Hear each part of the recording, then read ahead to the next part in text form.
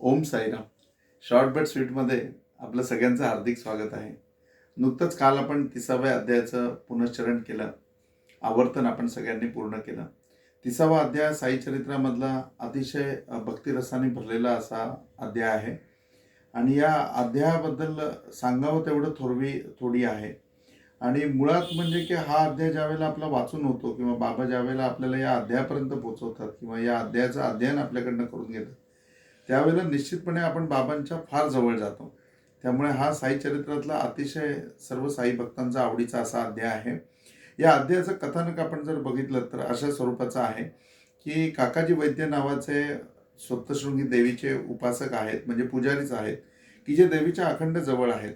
परंतु त्यांच्या मनामध्ये प्रचंड अस्थिरता आहे. मन अजिबात स्थिर नाही आणि चित्त इतकं विचलित झालंय की ती अस्थिरता त्यांना जाणवते आणि ते रोज देवीला प्रार्थना करतायत की माझ्या चित्तामध्ये स्थिरता आण, माझ्या चित्तामध्ये एकरूपता आण. मी खूप अस्वस्थ आहे, मी खूप अगदी म्हणजे बेचैन झालो आहे. आणि मग देवी स्वप्नामध्ये त्यांना दृष्टांत देते की तू बाबांकडे जा आणि बाबांकडे गेल्यानंतर तुझं कल्याण होईल, तुझ्या अस्थिर चित्तामध्ये पूर्णपणे स्थिरता येईल. आता सकाळी उठल्यानंतर ते स्वप्न ज्यावेळेला आठवतात किंवा ते स्वप्न पडल्यानंतरच लगेच जाग होते, त्यावेळेला ते स्वप्न संपतं. मग देवी कुठल्या बाबांकडे जायला सांगते हे काकाजी वैद्यांना कळत नाही. म्हणून काकाजी वैद्य एक 10 दिवस त्र्यंबकेश्वरला जातात. त्र्यंबकेश्वरला ज्योतिर्लिंगापैकी शिवाचं स्थान आहे. त्यामुळे मग तिथे गेल्यानंतर तेच बाबा असतील, शिवबाबा असतील आणि शिवाच्याच ठिकाणी जायला सांगितलं असेल असं समजून ते 10 दिवस तिथे राहतात. परंतु चित्तामध्ये काही शांती लाभत नाही. आणि आल्यानंतर 11व्या दिवशी ते पुन्हा देवीला सांगतात की देवी, माझ्या काही चित्तामध्ये समाधान आलं नाही. तू सांगितलं त्याप्रमाणे मी 10 दिवस जाऊन आलो त्र्यंबकेश्वरला, बाबांच्या ठिकाणी राहिलो, तरी पण मला काही बरं वाटलं नाही. त्या रात्री पुन्हा देवी दृष्टांत देते आणि दृष्टांतामध्ये देवी सांगते की अरे, तुला शिर्डीच्या साईबाबांकडे मी जायला सांगितलं, तू कशा करता त्र्यंबकेश्वरला गेला आणि तुझे 10 दिवस वाया घालवले. त्याच्यावरती ते म्हणतात की अरे, शिर्डी कुठे आलं आणि साईबाबा कुठे आले मला तर काही माहीत नाही. आता त्यावेळची स्थिती पण लक्षात घ्या, म्हणजे की आज शिर्डी आणि हे जर धरलं आपण अंतर सप्तशृंगी देवी, तर फार काही लांब नाही. परंतु शिर्डी तेवढ्याही अंतरापर्यंत कुणाला माहिती नव्हती किंवा बाबा तेवढ्याही अंतरापर्यंत तोवर प्रचारामध्ये नाही आहेत. आणि मग काकाजी वैद्य विचार करतात की अरे, शिर्डीला कसं जायचं. त्यावेळेला शिर्डीमध्ये काय परिस्थिती आहे, तर हा सगळा ज्यावेळेला वृत्तांत चाललाय त्यावेळेला शिर्डीमध्ये एक ज्योतिषी आलेले आहेत आणि जे ज्योतिषी सगळ्यांचं भूत भविष्य वर्तमान अगदी पूर्णपणे व्यवस्थित सांगतात आणि सगळ्यांनी त्यांच्याकडनं अतिशय चांगलं असं वाहवा मिळवलेली आहे, खूप त्यांची प्रसिद्धी झालेली आहे. आणि ते ज्योतिषी देखील आता शिर्डीमध्ये वास्तव्याला राहिलेले आहेत. असे वास्तव्याला राहिलेले असताना हे जे माधवराव देशपांडे आहेत, म्हणजे बाबांचे आवडीचे श्यामा, या श्यामांचे लहान भाऊ आहेत बापूजी म्हणून, ते त्यांचा हात त्या ज्योतिषाला दाखवतात आणि ज्योतिषी हात बघून त्यांना भविष्य सांगतो की तुझ्यावरती कुलस्वामिनीची अवकृपा आहे. तुझ्या आईने काही देवीला नवस केलेला होता, जो नवस फेडलेला नाहीये, म्हणजे तर तो नवस तुझ्या मोठ्या भावाला फेडायला सांग. त्यावेळेला तुझं पूर्णपणे चांगलं होईल, देवीची प्रसन्नता तुझ्यावरती होईल आणि मग सगळ्या गोष्टीमध्ये तुला यश लाभेल. ही गोष्ट संध्याकाळी माधवराव देशपांडेंना त्यांचे भाऊ सांगतात आणि त्यावेळेला त्यांच्या लक्षात येतं की हो, आईने ज्यावेळेला मी आजारी होतो तेव्हाही नवस केलेला होता, परंतु पुढे तोही फेडायचा राहिला. पुढे आईला ज्यावेळेला स्तनामध्ये काही त्रास झालेला होता त्यावेळेला पण आईने नवस केलेला तोही राहिला. आणि ज्यावेळेला आईने देह ठेवला त्यावेळेला माझ्याकडनं वचन घेतलं की बाबा, माझा नवस तू पूर्ण करशील. आणि आई हरिचरणी लीन झाली, परंतु नवस फेडायचा राहिलाय. तर हे ज्योतिषी सांगतात ते अगदी बरोबर आहे, आपण लवकरात लवकर तो नवस फेडू. असं म्हणून माधवराव चांगल्या एका सुवर्णकाराला आमंत्रित करतात आणि त्याच्याकडनं देवी करता 2 स्तन बनवून घेतात चांदीचे.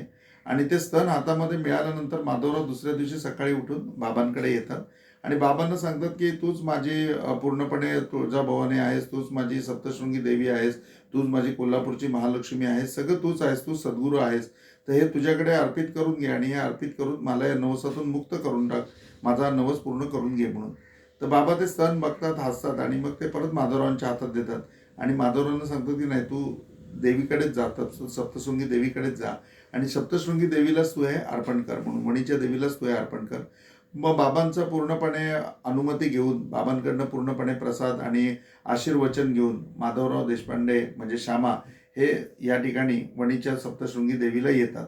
आता सप्तशृंगीला देवीला आल्याच्या नंतर अनैशाने म्हणण्यापेक्षा किंवा योगायोगाने डायरेक्टली ते काकाजी वैद्यांनाच भेटले आणि काकाजी वैद्यांना इतका आनंद झाला की अरे, शिर्डीहून माझ्याकडे माणूस आलाय.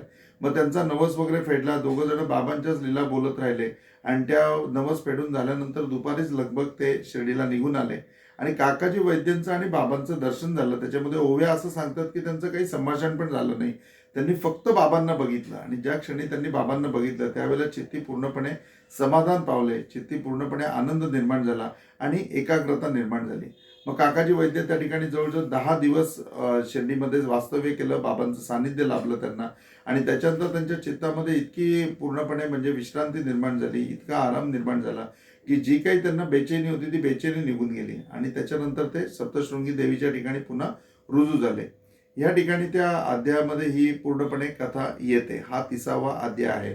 आता 30वा अध्याय ज्यावेळेला आपण वाचल्यानंतर मी सांगितलं तुम्हाला याच्या अगोदरच्या एपिसोडमध्ये सुद्धा की या आठवड्यातली खूप महत्त्वाची उपासना आहे की 30वा अध्याय येणार आहे आणि हा वाचायला पण तुम्ही बघितलं तर आपण दुर्गाष्टमीला घेतलेला होता, बरोबर की दुर्गाष्टमीच्या दिवशी आपण त्याचं वाचन करत होतो. अष्टमी होती त्या दिवशी, तो अष्टमी धरून आपण शुक्रवारचं ते वाचन घेतलेलं होतं.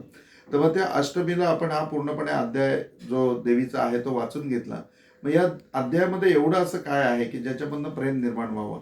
तर आता या अध्यायाचं शॉर्ट बट स्वीट आहे का, इतकं सुंदर आहे की दोघांच्याही ठिकाणी म्हणजे देवीच्या ठिकाणी तुम्ही बघा आणि माधवरावांच्या ठिकाणी बघा म्हणजे बाबांच्या ठिकाणी बघा, या दोन्हीमध्ये पूर्णपणे तुम्हाला एकरूपता जाणवेल. म्हणजे काकाजी वैद्य जे आहेत ते काकाजी वैद्य सप्तशृंगी देवीशी पूर्णपणे एकरूप आहेत.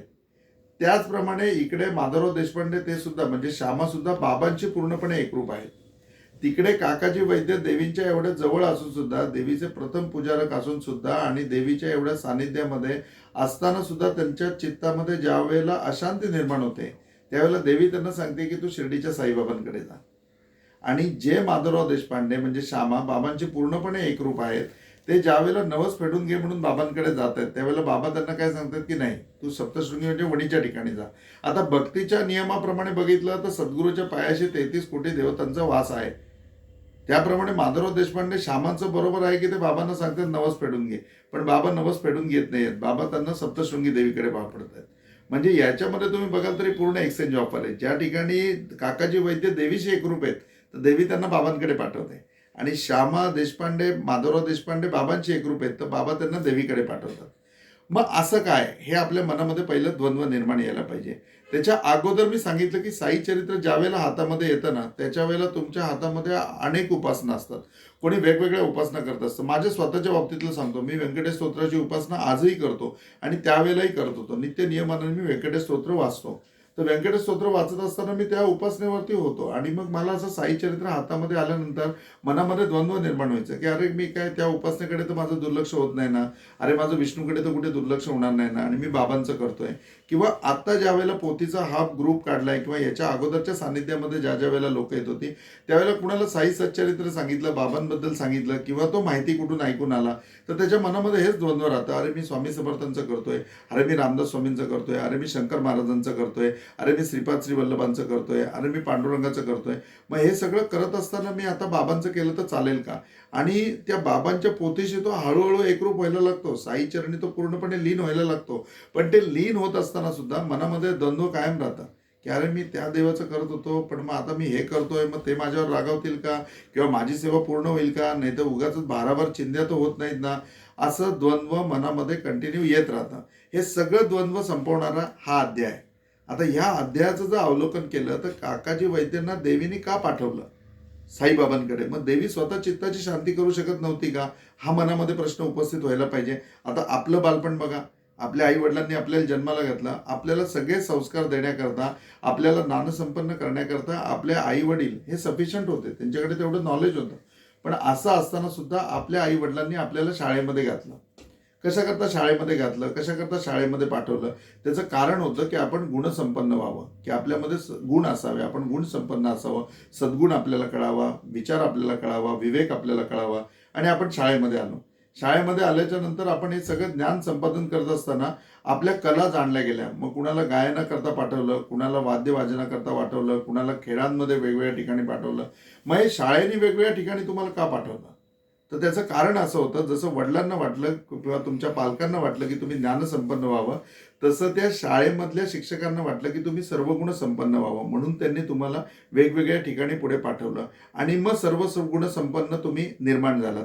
त्याचप्रमाणे ज्या आराध्य देवतेची तुम्ही उपासना करता, मग तुम्ही देवीची करत असाल, स्वामी समर्थांची करत असाल, पांडुरंगांची करत असाल, श्रीपाद श्रीवल्लभांची करत असाल, गजानन महाराजांची करत असाल, ही सेवा होत असताना त्यांच्या चरणी ज्यावेळेला तुमची सेवा रुजू होतीये, तुमची त्यांच्या चरणी सेवा जमा होते, त्यावेळेला त्यांना असं वाटतं की माझा हा भक्त सर्वगुण संपन्न झाला पाहिजे. मग तो सर्वगुण संपन्न होण्याकरता ते तुम्हाला आयुष्यामध्ये वेगवेगळे गुरु, वेगवेगळी दैवत तुमच्या आयुष्यामध्ये आणतात की तुम्ही त्या ठिकाणी जा, त्या ठिकाणी जाऊन त्यांच्या अनंत कोटी लीला आहेत त्या लीला जाणून घ्या, त्यांची अनंत कोटी कृपा तुमच्यावरती होऊ दे आणि तुमच्या चित्ताचं समाधान होऊ दे, तुम्ही सर्वगुण संपन्न व्हावं अशी ती त्या देवतेची इच्छा असते. आणि मग त्या देवतेची इच्छा असते म्हणून ते आपल्या हातामध्ये येतं. आपण विनाकारण द्वंद्व बाळगत बसतो की अरे मी गजानन महाराजांचं करत होतो, मी साईबाबांचं करू का? अरे गजानन महाराजांचीच इच्छा आहे की तू साईबाबांचं करावं, म्हणून त्यांनी तुझ्या हातामध्ये ती पोथी आणून ठेवली आणि आता तू वाच, किंवा ती साधना तुला आणून ठेवली आहे, किंवा तुला शिर्डीला दर्शनाचा लाभ होतोय तर आता तू तो दर्शनाचा लाभ घे की जेणेकरून तुझ्या चित्तामध्ये पूर्णपणे समाधान प्राप्त होऊ दे. मग जर असं होतं तर माधवराव देशपांडेंना तिकडे पाठवण्यामागे काय प्रयोजन होतं? त्यांना तिकडे का पाठवलं? तर ज्या वेळेला अशा सद्गुरूच्या चरणांची तुम्ही ज्या वेळेला एकरूप आहात, ज्या वेळेला पूर्णपणे त्या सद्गुरू चरणांची तुम्ही एकनिष्ठ आहात, एकदृष्टीने तुम्ही भक्ती करताय, दृढ भक्ती तुम्ही करताय, त्याच्या वेळेला तुम्ही कुठेही जरी गेले तरी अनेकता में एकता त्याच्यामध्ये तुम्ही त्याला बघायला पाहिजे, किंवा मग एकता में अनेकता त्याच्यामध्ये सगळेजण बघायला पाहिजेत. ही शिकवण माधवराव देशपांडेंना मिळायला पाहिजे. म्हणून बाबांनी त्यांना वणीला देवीच्या ठिकाणी पाठवलं की देवीच्या ठिकाणी जरी गेलं तरी त्या ठिकाणी त्यांना बाबांचंच दर्शन झालं, बाबांचाच माणूस भेटला, त्याला घेऊन ते पुन्हा बाबांकडे झाले. आणि ज्यावेळेला ते बाबांकडे होते त्यावेळेला ते बाबांना सांगत होते की सप्तशृंगी देवी पण तूच आहे. म्हणजे अनेकता में एकता, एकता में अनेकता, त्या ठिकाणी पण तेच दैवत बघायचे. म्हणजे आज उद्या आपण ज्यावेळेला साईबाबांचं करत असताना कितीतरी लोक या ठिकाणी येतात. कोणी सांगतं की अक्कलकोटला चला, मी त्यांच्याबरोबर अक्कलकोटला जातो. कोण सांगतं गाणगापूरला चला, मी गाणगापूरला जातो. कोण सांगतं पिठापूरला चला, मी पिठापूरला जातो. कोण सांगतं पुण्याला धनकवडीला शंकर महाराजांच्या मठात चला, शंकर महाराजांच्या मठात जातो. कोण सांगतं की चला इकडे आता नाथांच्या मडीला जाऊया, मी मडीला जातो नाथांच्या ठिकाणी. पण प्रत्येक ठिकाणी गेल्याच्या नंतर ज्यावेळेला दर्शन घेतो त्यावेळेला मी त्यांना सांगतो की तुमच्या अनंत कोटी लीलांना माझ्या अनंत कोटी दंडवत आहेत. तुमची लीला, तुमची कृपा आणि खरोखरी तुमचं प्रेम की तुम्ही मला या ठिकाणी दर्शनाला बोलवलं, या ठिकाणी येण्याच्या मला लायक बनवलं. बस फक्त एवढं द्या की माझ्या सद्गुरूच्या चरणी माझी श्रद्धा दृढ राहू दे, माझ्या सद्गुरूच्या चरणी माझी निष्ठा दृढ राहू दे. म्हणजे या ठिकाणी कुठे जरी गेलं तरी त्या ठिकाणी आपल्या सद्गुरूचा विसर होत नाही. त्या ठिकाणी गेल्यानंतर बाबांची एकरूपता आहे, ती एकरूपता तशीच राहते. आणि ह्या देवतांना पूर्णपणे अनंत कोटी भावाने नतमस्तक होऊन मागणं फक्त एवढंच राहतं की माझ्या सद्गुरूच्या ठिकाणी माझी श्रद्धा दृढ राहू दे, माझ्या सद्गुरूच्या ठिकाणी माझी भक्ती ही दृढ राहू दे. आणि असं मागणं ज्या वेळेला तुम्ही एखाद्या ठिकाणी जाऊन कराल, एखाद्या उपासनेमध्ये जाऊन कराल, एखाद्या साधनेमध्ये जाऊन कराल, एखाद्या दर्शनामध्ये जाऊन कराल, निश्चितपणे ती संपूर्ण भक्ती ही तुमची निष्काम भक्ती असेल. आपण प्रत्येक ठिकाणी जातो त्यावेळेला तिथल्या त्या देवाला नमस्कार करतो. अरे बालाजीकडे गेल्यावर आपण बालाजीला नमस्कार करतो, कोल्हापूरच्या महालक्ष्मीला गेल्यावर तिला वेगळा नमस्कार करतो, तुळजापूरला गेल्यानंतर वेगळा नमस्कार करतो. हे करायचं नाहीये. या प्रत्येक ठिकाणी जाऊन अनंत कोटी दंडवत घालायचे, त्यांच्या अनंत कोटी लीलांचं पूर्णपणे कौतुक करायचंय.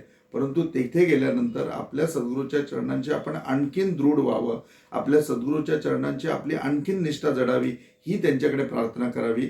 ही निष्काम भक्ती होईल. त्याच्यामध्ये ते हा आशीर्वाद तुम्हाला देतीलच, परंतु त्यांच्या अनंत कोटी आशीर्वाद, त्यांच्या अनंत कोटी धन्यवाद हे सुद्धा आपल्याला मिळतील.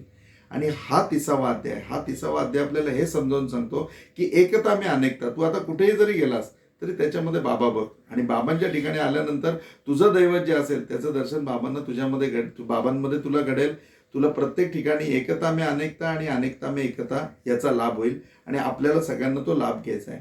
आता साईचरित्र वाचत असताना तुमचा जो एक म्हणजे स्पीड होता किंवा तुमचं एक त्या ठिकाणी जे समर्पण होतं ते कुठेतरी याच्या अगोदर बांधलेलं होतं. 2% असेल, 20% असेल, 22% असेल की अरे मी त्या देवाचं करायचो, आता बाबांचं मी करतोय. पण आता तुमच्या मनातलं द्वंद्व पूर्णपणे निघून जाईल. तुम्ही साईमय व्हाल, तुम्ही बाबांची पूर्णपणे एकरूप व्हाल.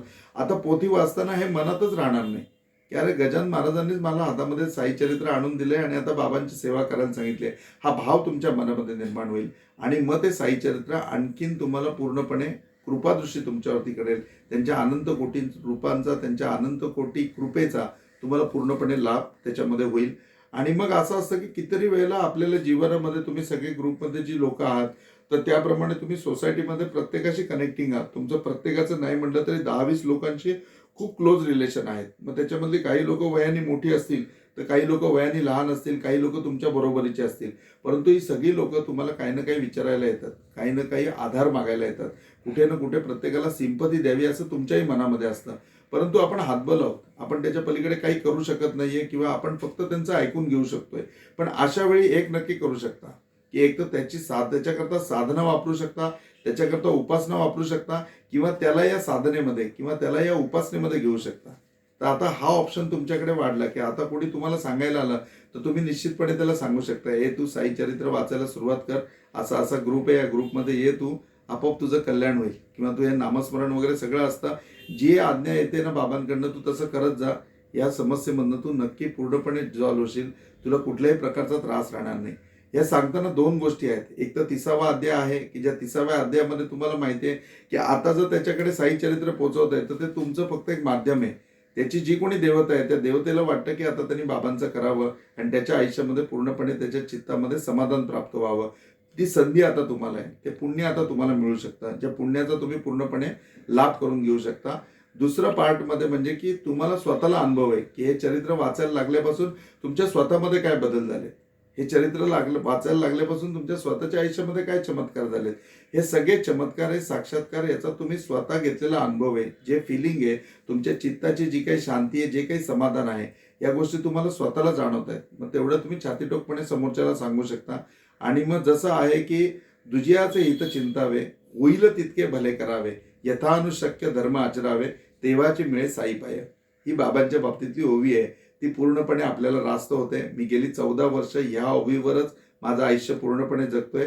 दुजियाचे हित चिंतावे, होईल तितके भले करावे, यथानुशक्य धर्म आचरावे, तेव्हाची मिळे साई पाय. आणि त्यामुळे हा सगळा व्यासंग, हा सगळा प्रपंच गोळा होतो. याच्या पाठीमागचं मूळ जर असेल तर माझ्या ज्या वेळेला उपासना करत असताना माझ्याही मनातलं द्वंद्व होतं, पण 30वा अध्याय वाचल्यानंतर ते द्वंद्व पूर्णपणे निघून गेलं. या अध्यायाचं शॉर्ट बट स्वीट ऐकल्यानंतर तुमच्याही मनातलं द्वंद्व पूर्णपणे निघून जाईल.